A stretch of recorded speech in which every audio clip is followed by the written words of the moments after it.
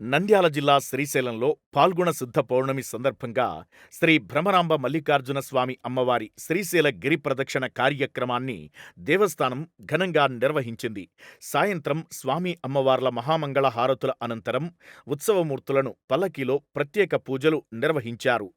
ధర్మప్రచార రథంలో ఊరేగింపుగా గిరి ప్రదక్షిణ కార్యక్రమాన్ని ఆలయ ఏఈఓ హరిదాస్ అర్చకులు ప్రారంభించారు.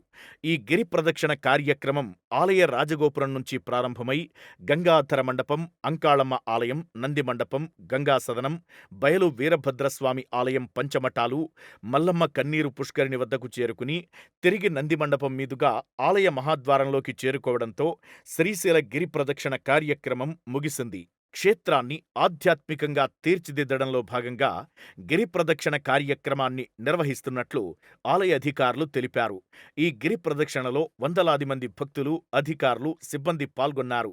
గిరి ప్రదక్షిణ ముగిసిన అనంతరం పాల్గొన పౌర్ణమి సందర్భంగా శ్రీ భ్రమరాంబికాదేవి అమ్మవారికి లక్ష కుంకుమార్చన నిర్వహించారు. ఈ లక్ష కుంకుమార్చనలో భక్తులు పరోక్ష సేవగా కూడా పాల్గొనే అవకాశం దేవస్థానం కల్పించింది. ఈ లక్ష కుంకుమార్చనలో ముందుగా పూజా సంకల్పం కార్యక్రమం నిర్విఘ్నంగా జరగాలని, మహాగణపతి పూజను చేసి ఇతర పూజా కైంకర్యాలు ఆలయ అధికారులు నిర్వహించారు.